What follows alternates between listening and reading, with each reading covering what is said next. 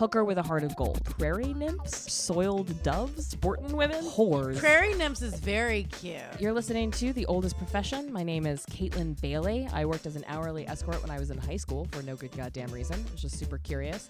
And then when I needed money for the first time, I got into sugaring because I'm not stupid.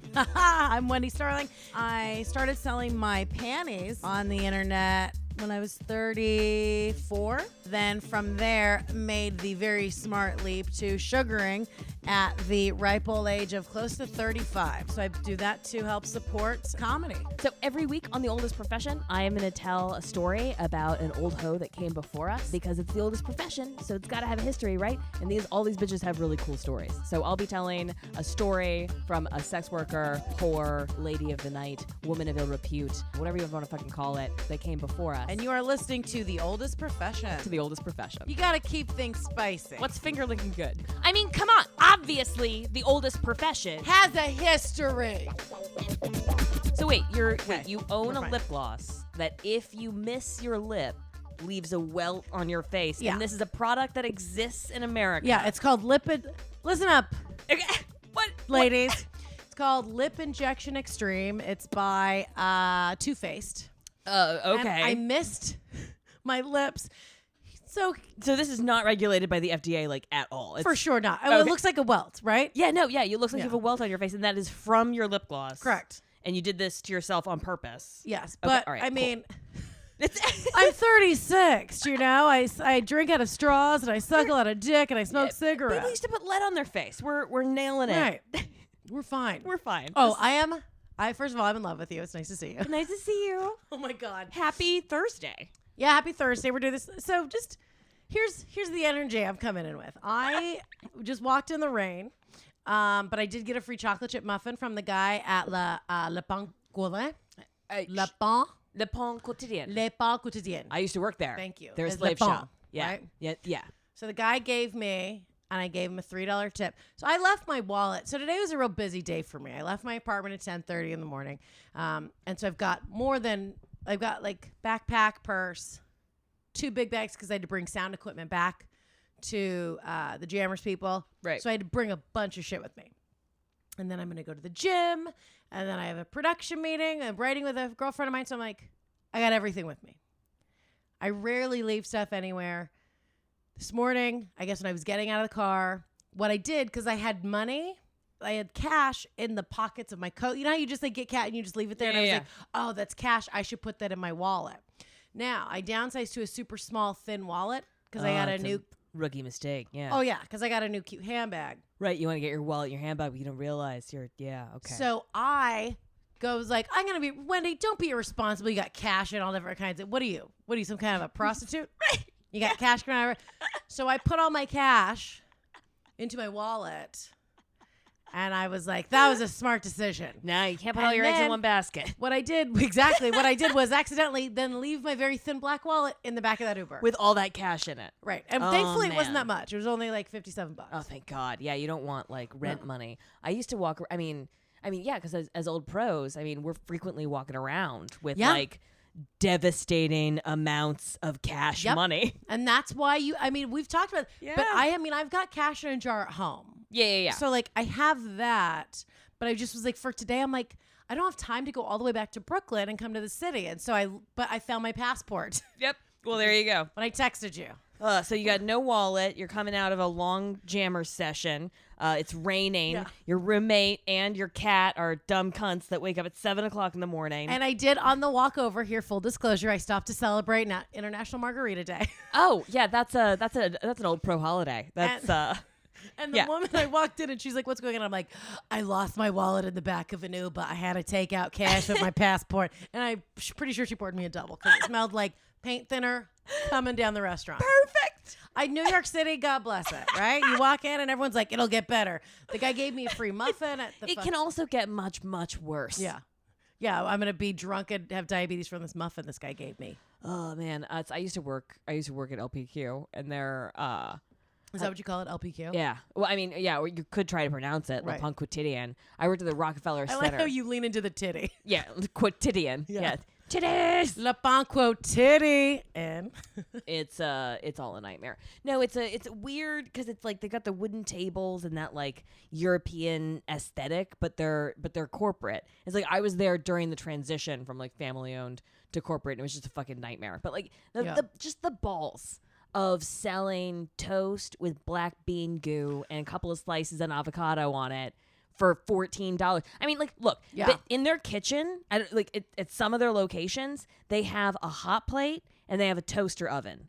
End of list. That's all they have in their kitchen. Yep. They cannot fry you an egg. They can only heat up soup or like soft boil eggs. That's all they can do. Wow. Will they toast your pastry? Absolutely not. Can you order a tartine on a regular bread? No, but we will sell you that regular bread sandwich up front. Can you eat the regular bread sandwich that you bought up front at a table? No, you cannot. That is for takeout only. It's a banana pants restaurant. Let me tell you, speaking of pants and bananas, I try to sell a pair of panties at NLPQ. See, I'm like with the lingo. Did you put like a little sign in front of a table of like ask about panties here? Or like how did you pull off? I saw Girl Scouts outside. And I was like, move over, sluts. I got a badge for you. Those girls are geniuses. That was such a heartwarming story. Those Girl Scouts that set up in front of a pot shop and broke records. Oh, it's amazing. I didn't hear that. Oh, you didn't hear about that? No. I thought you were referencing. No, I was too busy. It was like a blip. No. It was a blip in the news cycle like a week ago. These two Girl Scouts, some fucking place that pot is legal, so one of like 11 states, they set up probably Colorado, probably Denver. Could have been Colorado, could have been Washington, could have been California, could have been Nevada for all I know. Yeah. But they set up selling boxes of Girl Scouts outside of a pot dispensary, and they broke records. Because of course they did. That's genius. Right? Isn't that brilliant? Yeah, well, I don't think you would break records selling panties next to a place that sells a lot of bread. Right, next to pastries, because you're just like... yeasty feel. Yeah. Get your yeast infection. Get ready for... You thought pussy was stank before. Oh, I have not been watching my diet properly. Oh, I've not been taking probiotics. Oh, Jesus. No. But yeah, no, that is a crazy place. But I got a smoothie from them. Mm-hmm. They have this thing where it was great. Yeah. Anyway, point is I made it here. You know, you're here. That's the point. I'm here. We're fine. And it's interesting when you lose, because what I really think about it, because it's a driver's license, which I don't need because I don't fucking drive. Yeah. And even when I go away, I take Ubers. Sure. So I'm not driving, and I can call, and I can get another license issued to me from California. It's still valid. I can be like, hey, my shit got stolen. Mail me another one. You just give them your New York address and you're like, don't ask any questions. Yeah, my dad's the captain for the highway patrol, so I can I can probably grease some wheels, right? Yeah, sure. Yeah, right. Cool. Sure. Because if I have to take a driver's test, whoa, that would not. That sounds like a recipe for disaster. You know what? Actually, if you have to take a driver's test, I would like to be in the back and just film that whole thing and put that on Patreon. That's a great. You know what? I lost my California ID. You're right. Maybe we'll do that. Let's fly out to California. You can take your driver's license. What kind of a fucking and see? This is the cool thing about being kind of like a nomad, moderately homeless. Yeah. My roommate, who is 41, can I tell you? You will appreciate this. Please. No, to everyone listening, Kaytlin and I have not talked about any of this. We walked in and we started talking and we're like, quick, hit record. Yeah. So you're getting fresh, hot bullshit nonsense. This bitch. 41, great, cool, whatever. I was like, oh, April 1st is gonna come up and she's gonna be like, okay, we signed a 2-month sublease contract, you gotta go. So I've been like, I gotta move again in a month. But I think that I could be like, yo, bitch, can I stay here? Because and I didn't know this is possible, she's more of a mess than I am. Oh no. She lies about how much she drinks, which I'm like, bitch, that's cute. That's real one. Cute. You know, last time I did cocaine, I did it in front of friends. I want everyone to know, like, look, here's what I'm doing, okay? Secrets and shame. Yes, right? Not okay. She lied about smoking cigarettes. So how do you even lie about that? Everyone knows. She said to me, she was like, I smoke. Well, when I used to smoke cigarettes, and I was like, cool, because I think she thought I wouldn't like want to move in with her. But I was like, because she's so desperate for someone to move in. But I'm like, bitch, I'm also desperate to find a place to live with my cat. Take a place. And so she's, instead of just smoking cigarettes by the window, right? She got up. I don't know if she was still drunk from the night before because I can see how much booze she drinks because I take out the trash and I do her dishes in the morning. Oh, man. She gets up and leaves for work. And because it's really loud by my room, because I've got a cutout. Yeah. In order to not wake me up, she just doesn't turn on the light. But I'm like, oh, well, bitch, but now you can't see. So she's so she's just running and it just crash, fall, bang, boom. She's just running into shit. Alternately playing Shakira or just like yelling to somebody on speakerphone. That's so much better than turning a light on. I mean, know. God bless. It's like, yeah. And then she clangs around. And then she's in the bathroom smoking cigarettes. And I think to try to cover it up, there was like a steamer, like an industrial size steamer, like for clothes, like from when I worked at Calvin Klein. So I get up. She's so loud all morning. And I'm like, fuck. I'm so tired. She finally is quiet at like 8:30. I'm like, well, I guess fuck it. I'll just get up and do laundry. Yeah. And I was so tired. I'm like, I can just nap in cars or whatever. Right. And it's, and so then I get up and I go and I just walk in to go pee and I look in the toilet and I open the door and I walk into a giant steamer and I'm like, oh God, I thought there was a person. And I was like, okay. And so then I go pee and I see, and then I look and there are 3 cigarette butts in the toilet. So she's not even hiding it. She's smoking. Right. What? And Okay. it's just in the toilet. What? Wendy, I hate to be the person that asked the obvious question. Yeah.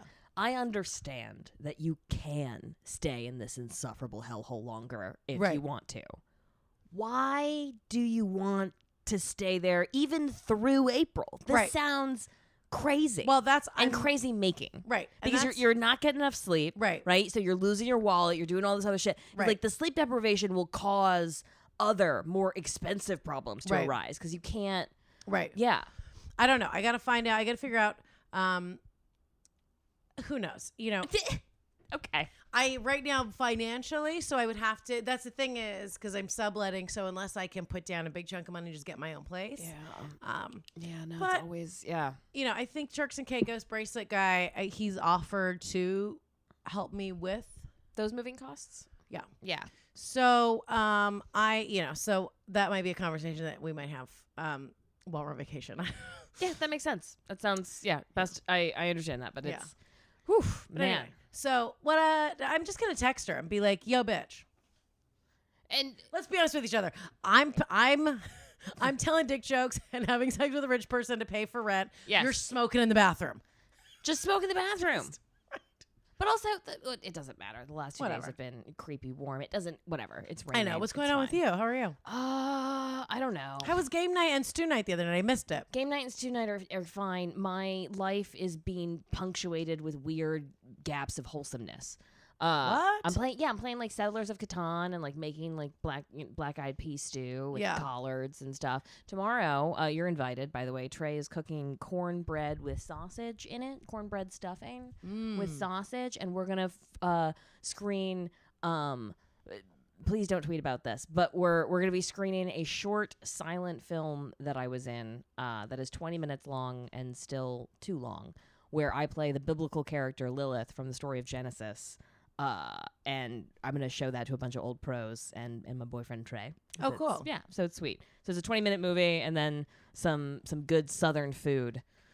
Anything to avoid doing comedy, it feels like. I like that your idea of being wholesome is just the fact that you and Trey are going to be not drinking. Do you understand? Yeah, we're just not. We just want to do. We're just we're not drinking. So I'm just doing wholesome shit. Oh, like what are you doing? We're making cornbread and sausage and watching the softcore porn I did where I played a biblical character. We're just gonna have some good old fashioned Southern food and look at my titties while thinking about the Lord. Like we're gonna invite an audience over for the titties. Is what we're gonna do. So what's wholesome? Well, there'll be no booze. Well, I mean there will be, but 2 of us won't. Yeah, we'll be be serving other people booze, but we won't be drinking. We're gonna sit there and judge y'all while you get drunk and jerk off to my titties. Yeah, absolutely. I mean, just because we're not drinking doesn't mean we're gonna be bad hosts. I mean, don't be ridiculous. That'll be fun, though. Hey, first of all, thank you to everybody listening who came out to our first live show. That was great. That was so much fun. That was great. We did our first live show. Really exciting. Yeah. We raised over $100 for Glitz. Cann is going to be our guest next week. We're going to be recording right here, which is really exciting. And so she'll be able to tell you more about her story. And I think that she's going to be telling the story of like one of her idols that she like grew up with and sort of knows, but we'll see. And we're looking forward to next month. We don't have a date yet, but we know that we're going to be at the Soho Playhouse, which is an incredible theater with a lot of great history in it. So we'll keep you posted on that. That's going to be really awesome. Can I tell you, I know we want to go into the story about our historic check. Can I tell you something crazy that happened? Please. To me? Because this is a story that I really feel like only you can relate to. And now people listening. I am actively. if it's just me, don't tell the story on the podcast. No. I want the podcast people to hear it. So this is now to everyone listening. Again, I'm actively trying to lose weight for this Turks and Caicos vacation. So I've had very little food, diet pills, and a double tequila, plus the stress of not having a fucking wallet. And no sleep for a long time. Well, I slept for like 4 or 5 hours last night. Okay. Yeah. So, all right. Not enough sleep for a long time. Anyway, point is, this is going to sound just like I'm only talking to Kaytlin. So this weekend, and this is the podcast and even talking with you, just the two of us, but then the podcast and with emails that we get from everybody. Yeah. The sense of community and strength that even I derive from having these conversations and interacting with everybody, everyone that emails us, the Patreon people, the sex workers that contact us, the Johns, the people that are neither, and they just are listening and supportive. I had a crazy experience. So because my housing situation is crazy. The documentary money hasn't come through. So I've got, I still have people that will hit me up that I met on SA. Sure. Text me and they want to see me. And I'm like, you know what? I can't, or like, I'm not available. Or like, oh, I'm not really, like, I'm working on this. Cause I make enough money. Now my rent in the last couple months when I got kicked out is now triple what it was. So I'm just blowing through the savings that I had. Right. Yeah. So it's very stressful. And I'm like, it's okay. And I believe it's fine. And, comedy stuff. And even like this Patreon people, thank you so much. So that's helpful with the other. Yep. But I'm trying to like not act out of desperation. Yeah, absolutely. Which we've talked about. When dangerous shit happens. Yep. So this guy sends me, he's texting me and he texts me all the time, just like weird pictures. And he travels a lot and he's got a residency at a really nice hotel here in the city. And he comes in and out of town. So he was in town. He texted me a few nights ago, and it was like late on like a Friday. He's like, "Hey, babe, I'm in town. I'm drinking at this bar." It was like 2 a.m. If you're up, come over. Now he's somebody that is fun. He's not overly sexual, so it's mostly when I would see him, it was just you're just hanging out, right? Sure. It's a lot of hanging out, going to dinner, and then it would be like right at the end. He doesn't even like to make out, but then right at the end, you like, okay, get in bed, and then we lay down, and then it's like you fuck for 7 to 10 minutes, and then he goes to sleep, and then just done, right? Low stress, fun. Foreplays for other people. Right. Why would you want to build to a crescendo when you can just bang it out real quick? Yeah, and he's so handsome, and I only saw him like 6 or 7 times, but I would see him, and I remember being like, oh, I would like hold his hand and make out because I like doing that, and he was just like, no, what is this? Very weird, right? And why would you want to? We can just avoid the discomfort of being aroused without being able to get off immediately by just skipping past all that. Yeah, it was crazy, and I think here's the difference too. And again, drugs and alcohol are bad, but I think because the thing is, this motherfucker would pop. I knew he was popping Adderall because Adderall makes you real hyper and also real goal oriented. Yeah, goal oriented. Yes. Right. There's foreplays for other people. That's fucking perfect. That's what it is. Adderall. Yes. You're hyper and you're goal oriented. Oh my God, that's so funny. It ruins sex. Now, if someone's doing blow, they're horny. They may not be able to get their dick hard, but they're horny and they'll at least like want to make out and like eat your pussy for days. Right? And days and days. So that's but you need to bring water for them because it's a dehydrating drug. Most things that are fun are dehydrating. Yes. So it was like, so he's texting me and I'm like, I'm tired. I just got back from Atlantic City. I had gigs that night. They were fun. Thank you to people that came out to that. And so I get back. I'm like, I'm tired. He goes, well, I'm in town. And like Sunday night. So I said, great. Let me look at my schedule. I don't have any shows. And I was like, you know what? He's fun. I've got free time. I can go over. I had like one super early spot. So I'm like, let me go over. And I could use this money. Yeah. And it's not a scary, dangerous situation. He's somebody that I've been around before. So I get there. And he's like, oh, I got so much work to do, babe, and all this kind of stuff. I'm like, that's okay, because I can sit and work, and a lot of times we'll do that. He's, successful and busy, and so we sit there and we write, and then we go to dinner. So I get there. He's been drinking all day. He went out to brunch, sent me pictures of his delicious brunch. I'm like, okay, who gives? But I used to go, cool. Better than a dick pic. I'll take food pictures. Yeah. And dog. Send food and dog pictures before sending a picture of your dick. Yeah, I'll Test take the a picture of a waters. flank steak over a flaccid sausage. Yeah, absolutely, for sure. I pulled that wordplay out of my ass. We're doing our best. That's all anyone can do. So I go over there, and he's like, I got work to do. Great. He ignores me, works, and he goes, I don't feel like going out. I just want to eat in. Let's have food ordered in. I'm like, you know what? That's not my choice. I'd like to go out. But again, when you're there and you just forget, but I was like, oh, no, but you're doing a job. So my job is to be like, that sounds great. Sure. I'm super flex. I'm super cool girl. I'm so fun and flexible and all. Yeah. And now I've not been eating because I'm getting ready for Turks and Caicos. So he likes to drink. So he pours me this drink and it's so strong that I get halfway through it. And now I'm fucking like. You're lit. I am lit. Oh, no. And I'm trying to find snacks in the hotel room, and I'm like opening a jar of cashews, and I was thinking, can we? So then he orders food, and he was like, he's like, it's cold. I don't have someone delivered. It's like kind of cold and rainy. I'll go get it. And I'm like, okay. But now he keeps drinking, so now he's fucked up, and he's like, can you go get it? So he sends me, my drunk ass, to go walk and pick up this chicken. What is even the point of ordering food in if it's not delivered to your fucking door? I don't know. Okay, all right. Anyway, I'm so confused. So I pick the food up, bring it back, and I'm trying to be cool, and we eat, and I think, and when, he went in the bathroom, I put on stockings that he gave me a while ago, so I'm, in the stockings that he likes. Sure. Because I'm just trying to, let me just, fuck you, get you to come, and you can leave. Get out. Because my buddy Mattern was having a birthday party at Patty's right around the corner from the hotel. I'm like, anyway, long story, probably too long. He falls asleep on his laptop, and we don't fuck. He walks in and he goes, I see the tights that you're wearing. Oh, those are the tights I got you. And I said, yeah. And he goes, oh, those look great. And then he just ignores me. He passes out. We don't fuck. I wake up the next day, hungover. He leaves. I look around. I realize there's no money. Oh, man. Okay. Oh, man. You missed your party. And you felt ignored, and you had to play. You should at least have tipped you whatever you would have done at delivering the fucking dinner. Now, to be fair, I did go to the party, but because he fell asleep on the couch, and I said, hey, do you want to go to sleep? And he said, I have 2 more hours of work, and it was 1 a.m. And I was like, no. Well, my buddy's having a birthday party around the corner, and he said, go. So I'm pissed. Of course you are. So justifiably upset. Another guy that I used to see from the site is always hitting me up. And if he had paid you up front like he fucking should have, I bet he wouldn't have been able to ignore you because he would have had that click, click, click, her time is valuable going off in his head because he didn't pay you. Yep. He gets to convince himself that you're just this fucking disposable thing that work. No. And that's the thing. And that's the difference. And we've had emails about this and we talked about it with the essay thing. That's what people, it's the delusion of like, oh, no, you're just like. She's just like a super, super cool girlfriend. It's like, now you're paying for that character, you dumb fuck. Yeah. And so I, genius that I am, text a guy that I used to see from the site who's always hitting me up. And I'm like, hey,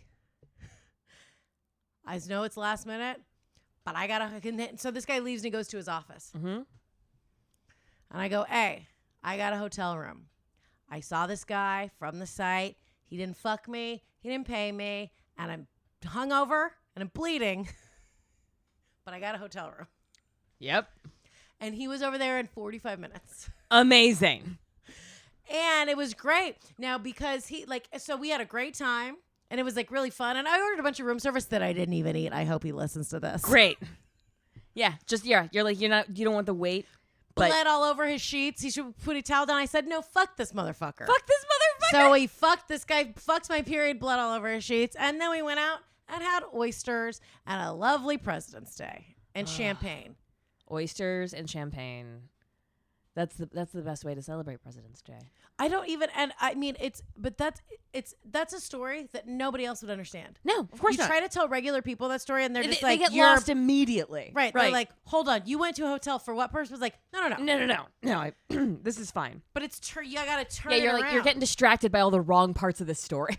Right. Yeah. No. Stop focusing on the sex for money. It's the least interesting part of this. Right. The fun part is getting even. You're right. Yes. Oh, we just fucked. I sprayed my period blood all over the All breakfast over I everything. didn't even eat. Did I tell you the shit on the pillow story? Did I ever told you that? I'm sorry, what? Shit on a pillow. No. All right, so this is during my hourly. This is probably better for Patreon content, but who gives a shit? You guys deserve a freebie. I felt like, look, this is during my hourly days, and so my introduction to anal sex was real rough and tumbling because my first boyfriend was bisexual, and like this was the age of Dan Savage and like the purity test, so I was just putting stuff in my butt and it never felt good. And I just for years I'm just shoving things in my butt to get like my liberal street cred or like prove myself to this weird host of characters. So I just picture people, you're at a party and they're like, where should I put my coat on the bed? And you're like, no, here, I'm up trying my to get butt. If you can put it up my butt. I'm trying to be more open-minded. Yeah, I'm a liberal and I can prove it. I have things in my butthole as we speak. So this is 15 and 16-year-old me. So when I started turning tricks at like 17, 18, the language that they used, they might still use it, is if you speak Greek, that means that you offer anal. And I charged $100 more for butt stuff, and I asked for some prior notice, but I never got it. So one day, a new client, sales guy, a real like, let me tell you how it's going to be kind of customer, comes in and says, hey, do you speak Greek? And I say, for $100 more, sure. He's like, I have that on me. I'm like, great. So he flips my legs over my head, spits on my asshole, and proceeds to pound me as hard as he can up my butt for what felt like a really, really long time. Oh my God. He puts a pillow under my ass to like keep my legs in the air, and eventually, mercifully, comes and then leaves. Now I've got 30 minutes between him leaving and the next client walking through the door. So I got to get my shit together, right? So like my butthole is bleeding, my hands are shaking, oh my God. I'm sweating, and there's this smell, and I can't identify it. It smells like shit, but I can't figure out where it is until I flip this pillow over, and my ass juice is just sprayed all over this pillow. So I had to think, I shoved the entire pillow into a trash bag and then like just put it in the shower and close the curtain. Oh my God. Before this like sweet old man came in. And then he was gentle and delightful and fine, but he had no idea what I was just walking out of and like immediately into. And it was just, yeah. Oh my God. Yeah.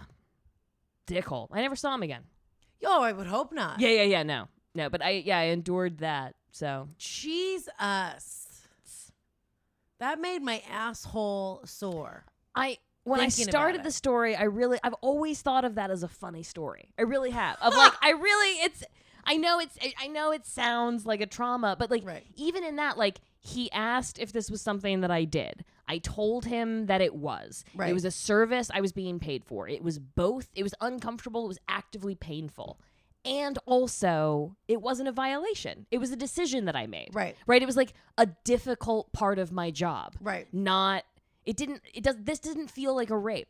No. In the way that like other things that were like less violent, less painful felt like a rape. You know what I mean? Like, Yeah, no, it's different. Well, and the shit thing too, I mean, uncovering that smell. Yes. I mean, the way that you have to hide it like a dead body. Yeah. Yeah, because you can't, I mean, like, you know, you can hide a lot. And I mean, as of course that work out of hotel rooms, no, you have to. Like, where do you put the condoms? Where do you put the washcloths? Where do you do this? I mean, you can't be calling room service every 90 minutes to ask for a, you know. Right. Hey, can you take out the trash can? Hey, can you remake the bed? Hey, I need 17 more washcloths, please.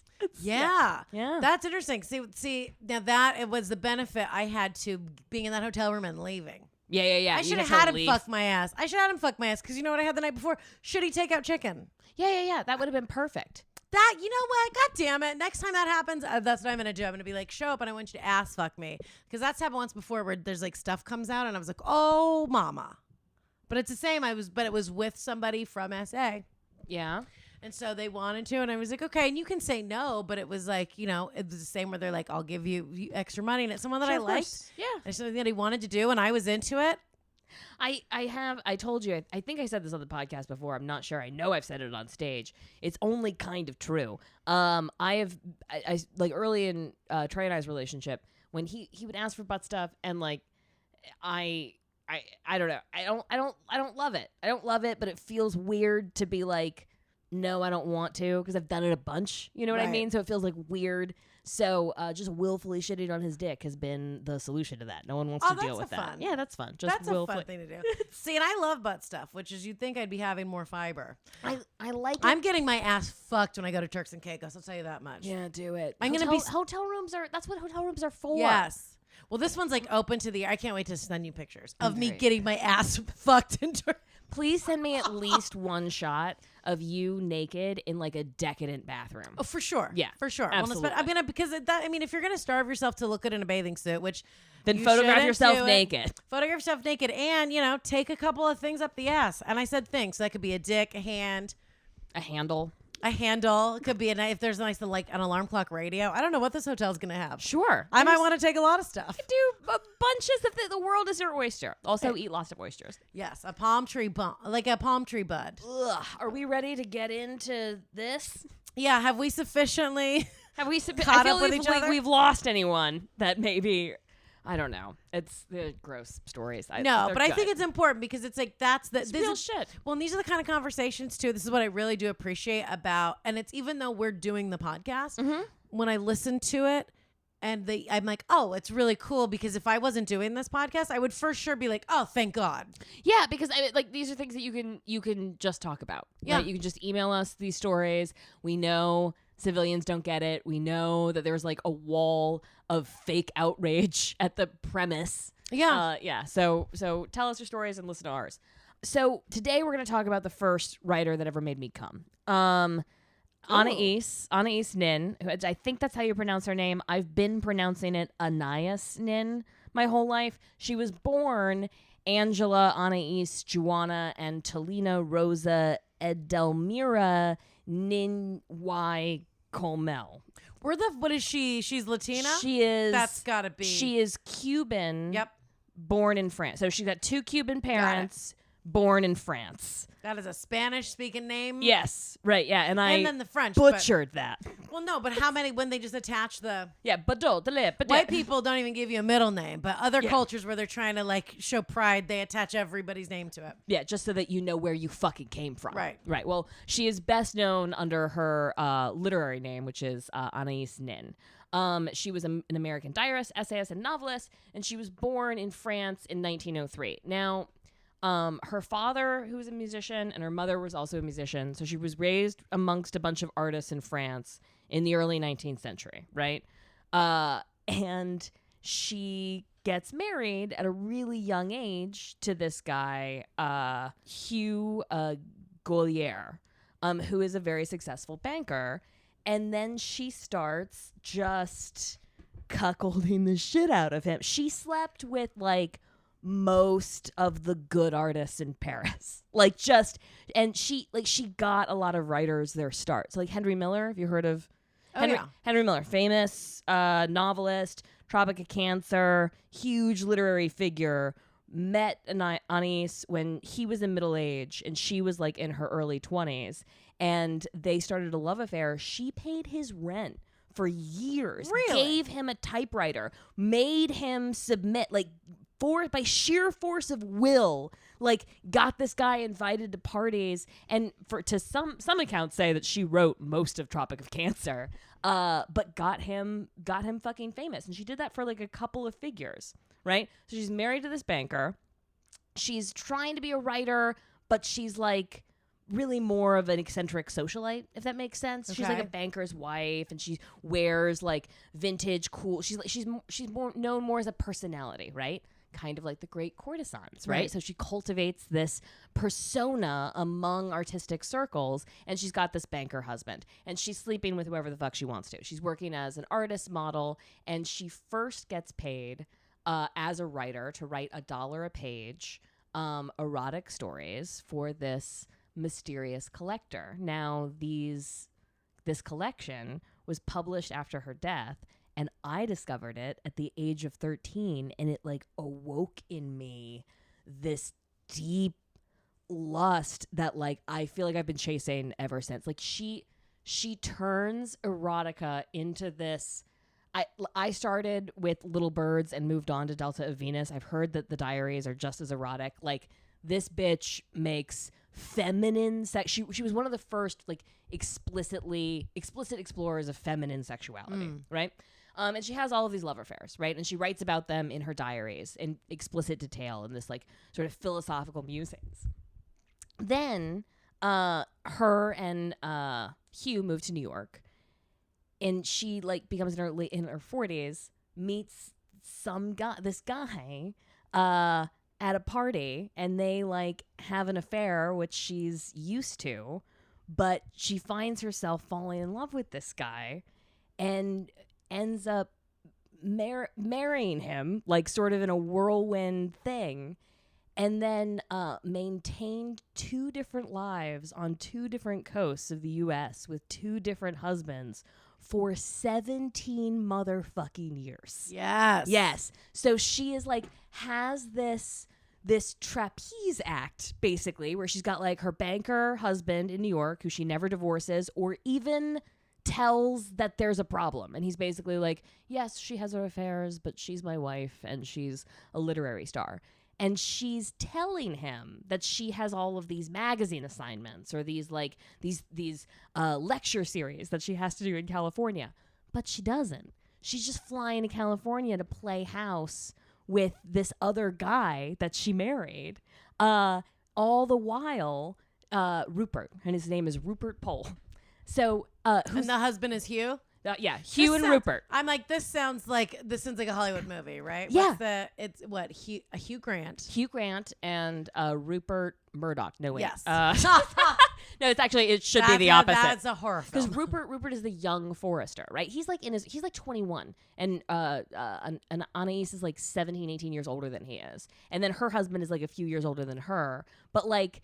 He gives her like a little banking allowance or like a principal that she's supposed to maintain, but she just keeps digging into it for her supposed magazine assignments that she's telling both husbands she has, but she doesn't have any fucking magazine assignments. She doesn't have any advances or literary anything. She doesn't have any speaking engagements. She's working each of these dudes for money? No, she's only working her banker husband for money. She's supporting her younger husband. So she's like a sugar baby and a sugar mama at the same motherfucking time. And she's still writing. Oh, I love it. But she's writing in her diaries, right? This thing that she knows can never get published, right? Because if she were to publish her diaries, she would expose both of these men. But what I love is like, so both Hugh and Rupert are like willfully ignorant of her because like she gets caught like just a bunch of times, because the literary circles of LA and New York are not so separated. Well, but also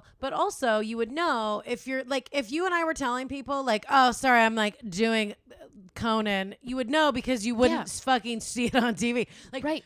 At some point, like if you're working and doing things and some stuff is under the radar, but at some point, especially if you're working in most jobs, and especially now it's Google literary work. Yeah. It's like, but even then, where are these articles that she supposedly wrote? Where's the book? Right. Yeah. So they call her a fraud, and they call her a trickster, and they call her a con artist, except she's actually creating a masterpiece. Within her lifetime, towards the end of her life, in her 60s, her diaries, 7 volumes of them, get published. She creates this genre of like diarist, self-reflective, like feminine exploiter. And she's called a narcissist, and she was like slut-shamed beyond recognition, but like who gives a she is in fact a literary genius, right? Like she it's difficult to overstate her impact on her readers from like an emotional, like visceral level, right? She's part of this long history, this artistic tradition, right? So in her 60s, she develops cervical cancer. And as she should being a whore. And the only time that she finally gets caught is she's in the hospital in California with Rupert, her young husband, attending her. And her husband from New York shows up. Fuck. In a walker at the hospital bed, right? So she's laying in the hospital, right? Rupert goes out for like ice or something, right? Her husband with his walker like comes in, and she from the hospital bed basically tells both of them the difficult truth. and she begs for forgiveness from both of them, and they both accept it. She just sold her papers to like a university for $250,000. She completely bankrupted her banker husband. So she ends up supporting both of them financially posthumously, and they end up working together to like preserve her literary memory. And so like towards her last days, basically, both of the loves of her life accept the truth that they both would rather have had part of her than none of her at all. And they like, so they were willing to share her with each other and also the world. And it's like a beautiful sentiment and really cool. But she lied to them for 17 Yeah, like she also lied real hard. For 17 years. But like there are so many great artists that have had double families and exploited the women in their life and fucking like, we're all flawed people. Right. And she didn't shy away from any of that shit in her diary. She holds up a fucking mirror. I mean, the writing it's so emotionally honest. I forgive all of the real lies she told. Like it's weird. Well, and that's the thing too. You know, I think it's important for everybody to know this. If you learn to make something funny or emotionally moving, you could do whatever the fuck you want. Yeah, that's the deal that we make. Right. But it's interesting. And what she had freedom at a period, but like 20 years before women were allowed to have their own credit cards. And what's interesting is, and this is something that I know that you're doing and I'm doing, that where we're both actively trying to attempt the same thing. Yeah. Which is to find a mesh between sex work and the artistic process, projects that we like doing, and finding a process and a way to mesh those in a way that is digestible to the general public, but also is I think relatable to the people that are in a situation closer to ours. But it's something because you can get so lost in money and in the running around and in the romance of the act of like, even that on Sunday, that was such a crazy, like an emotional night where he's being ignored. And then I left and hang out with my friends and I come back and he leaves and I'm like, me text this other guy. It was just so crazy because I haven't seen either of them for a while. And when he came over, as it was happening in my mind, I'm like, I started writing it down. I just wrote, I'm like, this was seen in a movie or this is something, but to take your real life experiences, because as sex workers, and most people they have something interesting going on. Yeah. Sex work, but when you're doing the stuff that with sex workers are doing, it's so intense and it's so heightened that you can't, if you stay aware in those moments and you can like she did, like keep a journal. Yeah. Write it down. Like Jack the Stripper's phenomenal. She does these gorgeous paintings. Yes. So like, and like, not to go back to, but you talk about me like, oh, let me put all my cash in my wallet and then promptly lose it. Don't put all your eggs in one basket. Yeah. So if you're, with sex work in whichever way you're doing that, you have an income that way. So then how can you use that life experience to then translate it into another source of income? And fitting into the mold as an artist is almost never the answer. Like this is a woman that is before her time. So she comes out of this really bold artistic tradition of like surrealists and people challenging not just the status quo, but like the concept of reality, right? Like this is a very intellectually artistic experimental time that she's from. And yet she's not allowed to break the big taboo as a woman, which is that you're supposed to be a faithful wife, that you're supposed to be, that you're supposed to fit into these boxes. It's difficult for her to maintain her identity as a wife and also as an artist at the same time. So she just makes up this fantasy world and seems to will it into existence, because at the end of her life, she dies at the height of her fame. Because in her 60s, once these diaries start to be published, it coincides with the feminist movement. So she dies in 1977, right? So like from 1969, like 1977, she's a fucking hero. She's going around to college campuses. Women's and gender studies departments have just been created for the first time. She's a fucking superhero in those worlds. And then she dies, but in 1995, a biographer like reveals the pile of lies that her life was based on, and she becomes persona non grata, but she's enjoying a comeback today because all of her quotes are so memeable. Yeah. Really? She's just a memeable. I gotta look her up. I've never read her. The only erotic I've ever read is The Story of O. The Story of O is good. I'll give you a copy of I've got both of them. I'm gonna give you some of her erotica. Yeah, that would They're like be short great. stories. They're fucking amazing. Maybe we can read some of them to our patron supporters. Yeah. That would be fun. But like a bedtime, but we'll read it and do impressions of each other. Yeah. Like we did on the Yeah, other like we Patreon did. thing. Oh, that was so fun. Yeah, it's so Master that's Cunt Theater. I know. That's Master so Cunt good. Theater. That was really great. Yeah, that's so interesting. And that's so cool that when you can turn something like that. Yeah, it's like she cast a spell in her life where she not only did an impossible thing, but she did it with grace and style and wrote this incredible accounting of her life. She's a little bit like Maya Angelou in that way, because Maya Angelou is doing like stuff like what Anaïs did, and that like she is both living and writing her life in this series of memoirs that are this literary success. But like, you know, they were different. I think Maya would actually bristle at being I think they would both hate being compared to each other, but they're both these incredible female memoirists. Yeah. Yeah, it's I was like, memoirists. Yeah. It's just I've been fascinated by her life. I think of her a little bit the way that I think of Marilyn Monroe, of like a creative genius that could not see the cage that they were like kept in. Yeah. Sorry to derail you. Sure. And Mary, you can have that. We got this great email that I want to get to. Oh, yeah. Absolutely. I want to get to this. I'm just looking at the time. Sorry. Yeah. No, it's cool. Normally we get here and we discuss what we're going to do for the episode and try to break down a format. But we didn't have time for that shit today. We walked in. I was like, I'll be there. Turn on the mics. Let me tell you what the fuck I did this weekend. Come in with that energy. Yeah, we got this great email from John, who gives a shit. And so it's about basically Anthony Weiner, who had laptops around while also seeing a sex worker, one of whom gave this interview to the Gateway Pundit, which is a publication, I guess, where she details that if she were a bad person, she could have done bad things, but that look, I read this whole article and nothing in it struck me as like, oh yeah, fuck that guy. About Anthony Weiner. No, this is crazy. This woman is, and this dude is correct. You want to talk about doing your job? Yeah, keeping secrets is the big job of sex workers. It's something that I think is been revealed in the Me Too movement, is that we really can't expect that from regular women about regular people in their life. Like that part of the deal. Right.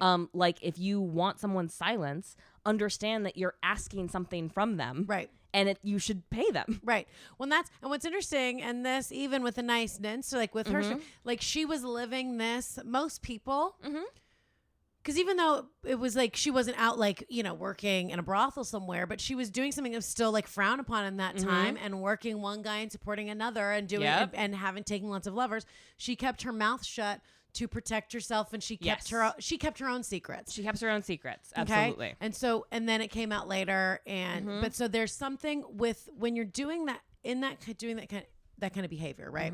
So whether it's like, you know, your extramarital affairs or hire whatever there are things that you do, and a lot of times they need to, and the reason that clients hire us or that people have those, I think they want to compartmentalize and have this little fantasy world, and that's part of what you're being paid for. Part of what you're being paid for is to create a safe space, and part of what makes that space safe is that it is contained, right, and that it's not going to get out, right? You go. It's why it's more comfortable to tell a stranger on an airplane your life story than it is to tell your life partner, because you can be honest with a stranger on an airplane because they're going the fuck away. They are leaving. They are taking your secrets with them, and it's. Plus, it's always good if you can run your mouth, because most people cannot tell a story. So get on a plane. The reason I tell all my stories to someone is I'll sit down and they're like, well, I work in sales in Sandusky. And I'm like, stop it. I pegged a billionaire for money. I just tell the plane lands. Yeah. I'm just like, get this. Get out. Get over it. On really? You do sales? But I will tell you this, is that we are all fucking monsters. And that like there is no one on this earth whose life you can examine close enough that you're not going to reveal some quote unquote life destroying secret. And I think that like we get on our moral fucking high horse, right? And there are a lot of examples. I mean, sure, like child molesting, Harvey Weinstein, blah, blah, blah. It's real easy for us to be like those monsters. But when you get right down to it, like this Anthony Weiner story, It's like who amongst us has not traded DMs with people on Twitter? And like I know a lot of those girls were underage. I don't know what the evidence is that he saw them. Look, you know what? I have a real hard line in my head of like I don't think that just because something makes you uncomfortable, it should be illegal or outlawed. Yeah. I think it's a real dumb premise for making shit illegal. And I think that there's gotta be a really hard line between things that happen in real life and words that are typed into a screen. And so I just can't imagine words typed into a screen that then becomes like a crime. Like, explain to me how it's not a violation of the First Amendment for you to be like, I like your titties. You know what I mean? Like, it just seems crazy pants to me. Right. And you can be like, okay, that's gross, but it's like, but how do you know that he doesn't assume, what if he was like, well, but I know the profile says it's a 15 or 16-year-old, but how do you know with all the catfishing it's not a 28-year-old? Also, when I was 13, AIM was new. The age, sex, location chat room. I can't tell you how many strangers on the internet are guilty of, I guess, federal level child pornography for engaging in my young, naive, recently awakened horniness. Like, right? I did the same thing. Yeah, of course you did. Because when I remember when AOL the internet was coming out, I was in high school. Yeah. I was like a freshman or sophomore in high school, and we would get the free discs to show up at the house. Mm-hmm. And my friend Erin Kim, I would go to her house, and her parents had a computer, and we would be playing in the chat rooms, and they were new. So we were in the chat rooms, and she would leave me for like, I would be there alone for within 10 minutes. I was having cyber sex with somebody lying about my age. Yes. And I remember they would always make fun of me, and I was a virgin until I was 19. Because when sexting or like cyber sex before you've had actual sex is a real nerve-wracking experience because you don't actually know what's what. Yeah. You don't know what all those words mean. You don't really know how sex works. Movies are terrible. Porn isn't nearly as accessible as it is now. You're making shit up. Right. Like, I remember she was like, God damn. She's like, wait, I leave you alone for 10 minutes. Stop touching yourself. cybering people on my computer. And I was like, I think it's fun. Yeah, no, it's great. And that was before I ever kissed a boy. And it was a real fine mixture between like straight up entertainment, hilarity, child, like, ew, and like genuine sexual curiosity, arousal. Right. It was like a weird mix. Because I'd be chatting with somebody and it'd be like, hot, weird. Yeah. Right? And you're figuring it out. Yeah, and it's a weird... But words on a screen are way safer than hot, weird in the backseat of a car with somebody. Right. And also and I've had instances where when I was a teenager, like family friends, like my stepdad's friends would come over on Thanksgiving and they were very drunk and they were like in their 50s and I was 16 and they're just like... And I remember, I'm saying I've told the story before where he flashed money to me. I was out with my parents and there was a lawyer friend of theirs. He's just like, your daughter's so sexy. When does she turn 18? And they were like, my stepdad was like, okay, leave her alone. And then he came over and he just like was drunk. And I was 16 and he just showed me like wads of $100 bills and was hitting on me. Right. Yeah. Does this make you wet? What about this? Yeah. Oh God. And even now that's inappropriate, but he didn't touch me and he was drunk and my family was there and even that's creepy. But it's like the Anthony Weiner thing. Here's the thing. And before I ever was even on SA, I remember hearing about that. And you brought up this great point when we were talking about this before. Does he seem like a sleazebag husband? Yes. But that's not a crime. Yeah, sure. Does he seem like the ideal politician? Absolutely not. Here are the two people in the world that I think have the most right to be genuinely upset with him. Huma Abdomen, his wife, and his campaign manager. Those are the two people that I think he is most let down. But I think that sexting is more ubiquitous than we would like to pretend it is. Right. I think it is one of the least harmful ways of quote unquote sexually deviant like behavior or ways to excise that thing. Right. And I think that like he seems to have been real respectful to the sex workers. He respected their time. Yeah. He paid them. We're not getting horror stories from sex workers of him like shorting them or being disrespectful or being physically violent or trying to use his power in an intimidating way. Right. And what this woman basically describes is that she was at his house and there were computers around. And the one time that she accidentally bumped into a computer, it was password protected. Oh no, he was being careless with state secrets. But was he, bitch? It sounds like you didn't get any fucking state secrets. Right. There were just computers around that you've deduced from the news had some shit on there that you didn't access. And the other problem I got with this bitch and with this article is, first of all, he seems like a great client. Part of me, I'm like, oh God, I would love to work this for client. him. He seems great. Oh man, the text and this kind of shit really bugs me. They had screenshots in the article where she was, and the way that they write it, and they're like, and he left his laptops open, and he would send. He had a terrible relationship with his family and his wife. None of your goddamn business. And it's like, that's none of your business. And well, obviously, if he's like having sex with other people, I mean, it's not like the best right? Yeah, marriage. no, things aren't awesome. But then there'd be text messages. But if that's a sin, we wouldn't have any people in Congress, right? No one in Congress right now has had a rosy, peachy marriage for the whole fucking time. No. That's not how marriage works. That's most people. Yeah. On a long enough timeline, there are rough spots, you dumb cunt. Guess what? And if that wasn't such a common thing, there would be no porn. There would be no sex workers. If everybody that got married, if 85% of the people that got married were faithful and stayed married and didn't wander, guess what? This wouldn't be literally the oldest profession. This wouldn't be the first thing where they were like, oh, there's money that we can trade for stuff. Pussy. Right? Like, yes. Show me your tits. Show me your tits. Show me your La Panda quoted titties. Like, it's crazy.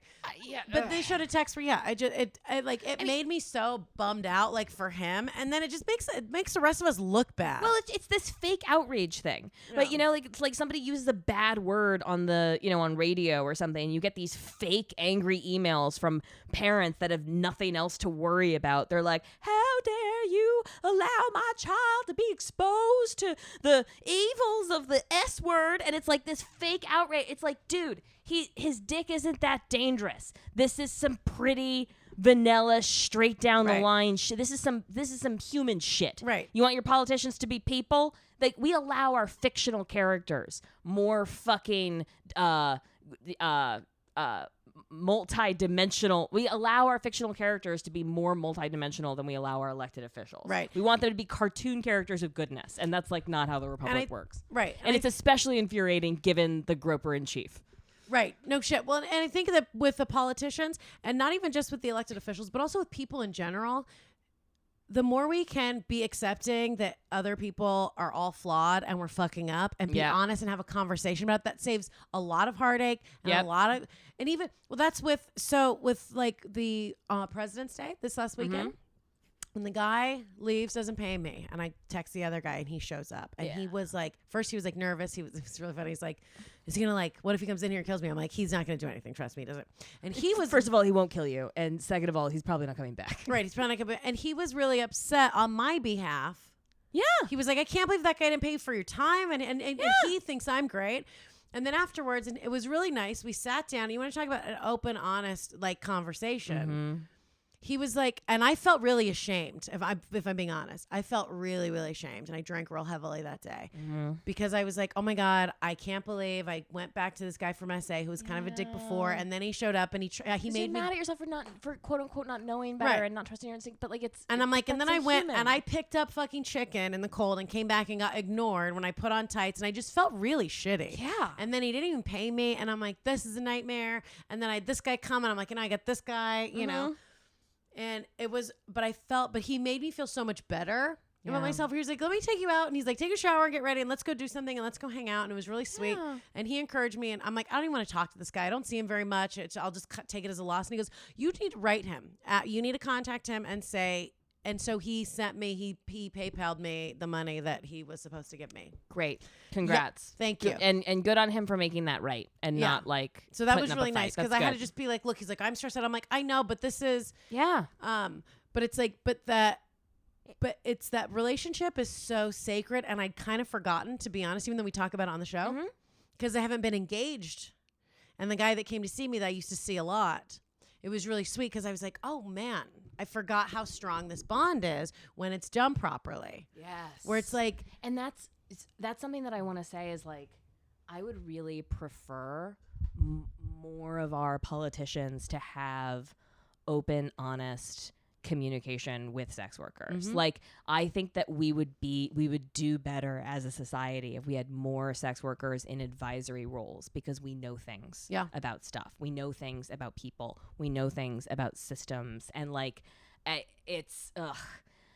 I want to be a spy. Let's do that. Let's be spies like Red Sparrow. Spies in the House of Love. Another Anaïs Nin. I gotta novel. read these books. You gotta read these books, man. They are fucking great. They're like spells. They're like it's this old ancient female intuition, emotional knowledge shit that like at the time that Anaïs was writing was like being frowned upon because they were all about like objective reality and rationality and blah blah blah blah blah. And she's like, no, people have feelings and like we should talk about that. Yeah. It's great. Shall we wrap this up? Yeah, let's do it. All right. Well, follow us on Twitter and Instagram at Old Pro Podcast. We got good stuff on there. Please go to our website, theoldestprofessionpodcast.com, and email us, theoldestprofessionpodcast@gmail.com. If you have a hard time remembering it, it's TOPP. theoldestprofessionpodcast@gmail.com. Send us your stories, send us your thoughts, send us your old pros, and of course follow me at Kaytlin Bailey on Twitter. And on Twitter, I'm at Wendi Starling. Instagram, WendyBird82. And check out our Patreon page. We keep putting more stuff there all the time. Yes, we've got good stuff on there. I'm really proud of that content. Actually, I think it's coming up. I think it's great. I need some carbs. and Yeah, some yeah. water. Let's go eat. Thank you so much for listening. This has been The Oldest Profession. This episode is sponsored by Velvet Swing, which is a cannabis-enhanced lube that is very nice. Ooh. You should follow the founder. This is a whore-owned and operated business. Okay. Mistress Matisse on Twitter. So buying this product supports not just your own sex life, but also the sex worker rights movement. Mistress Matisse is a big deal. Thank you, Mistress. Yes, you can follow Mistress Matisse at Mistress, MISTRESS, Matisse, MATISSE. Yeah, you know why I feel so good? Because while you were in the kitchen about 10 minutes ago before we recorded this, I took the cannabis lube and I jammed it in my butthole. I'll tell you, not the thing. How do you feel? Amazing. Right? You feel relaxed? I feel my butthole feels great. Your butthole feels Oh my relaxed? God, I didn't even think about this. This would be great for anal. Of course. Yeah, you can't overestimate the importance of a relaxed butthole. I love anal already. I'm going to be squirting all over the wall if I put some... Okay, now I do want to wrap this because I want to go get fucked. Velvet Swing, so you can get high while getting down.